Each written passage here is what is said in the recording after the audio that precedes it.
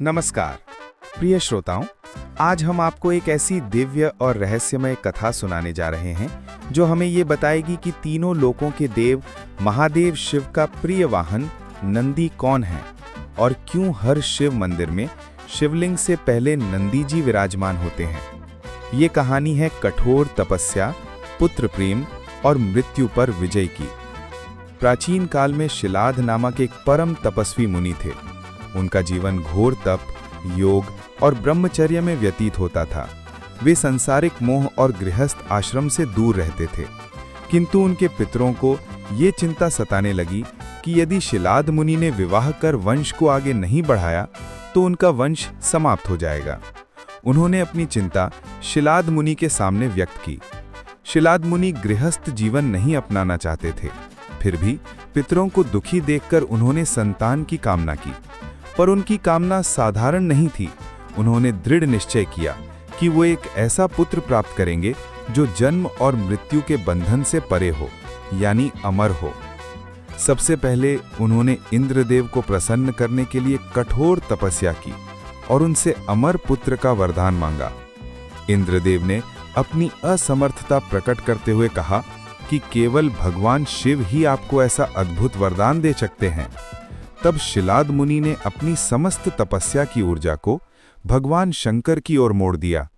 उन्होंने वर्षों तक इतना उग्र तप किया कि शिवलोक भी हिल उठा। अंततः भगवान शिव मुनि की भक्ति से अत्यंत प्रसन्न हुए और उन्हें दर्शन दिए। शिलाद मुनि ने हाथ जोड़कर मांगा, हे महादेव, मुझे एक ऐसा पुत्र चाहिए जो आप ही के समान मृत्युहीन हो, दिव्य हो और अमर हो। भगवान शंकर ने प्रसन्न होकर अद्भुत वरदान दिया, तथास्तु मुनिवर, तुम्हारी भक्ति से मैं इतना प्रसन्न हूं कि मैं स्वयं तुम्हारे पुत्र रूप में प्रकट होऊंगा। कुछ समय बाद जब शिलाद मुनि भूमि जोत रहे थे, यानी यज्ञ की तैयारी कर रहे थे, तभी उन्हें धरती से एक दिव्य तेज के साथ एक सुंदर बालक मिला। शिलाद मुनि समझ गए कि यह स्वयं भगवान शंकर का वरदान है। उन्होंने प्रेम से उस बालक का नाम नंदी रखा और उसे बड़े लाड़ प्यार से पाला। नंदी जैसे जैसे बड़े हो रहे थे, वे अत्यंत आज्ञाकारी, ज्ञानी और दिव्य गुणों से युक्त थे। एक दिन भगवान शंकर के कहने पर मित्र और वरुण नाम के दो महान मुनि शिलाद के आश्रम में पधारे।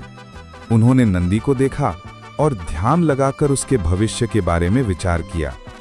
दुख भरे शब्दों में उन्होंने शिलाद मुनि को बताया, शिलाद, तुम्हारा ये पुत्र नंदी अत्यंत तेजस्वी है, किंतु ये अल्पायु है।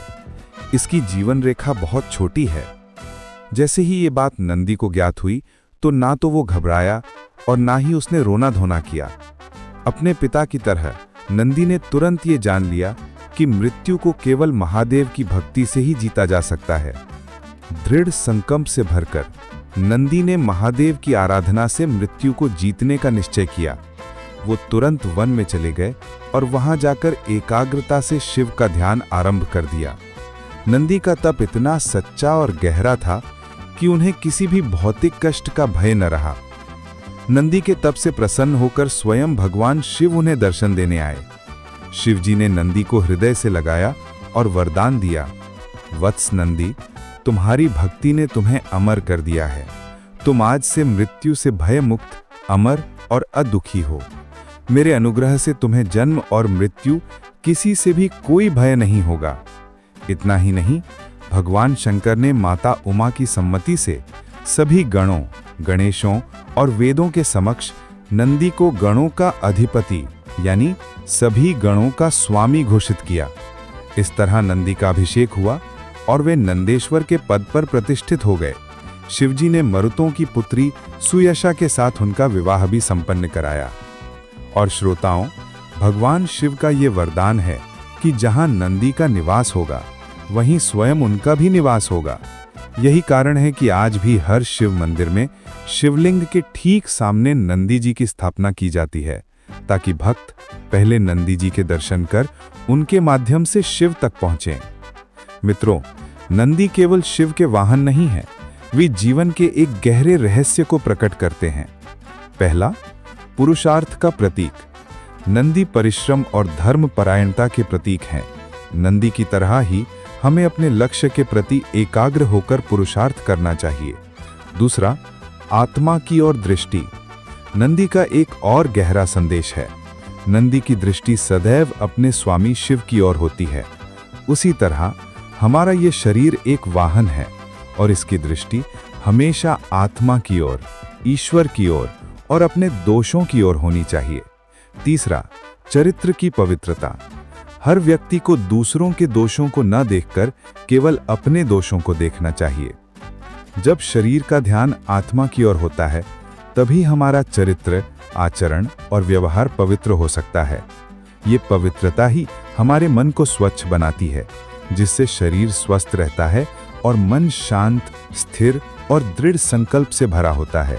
इस प्रकार संतुलित शरीर और मन ही हमें सफलता के करीब ले जाते हुए अंत में मोक्ष की ओर अग्रसर करते हैं। आज के लिए बस इतना ही। अगर आपको भगवान शिव के प्रिय वाहन नंदी की ये अद्भुत उत्पत्ति कथा और इसका गहन संदेश पसंद आया हो तो वीडियो को लाइक करें और हमारे चैनल अस्तित्व की खोज को शेयर और सब्सक्राइब करना ना भूलें। धन्यवाद।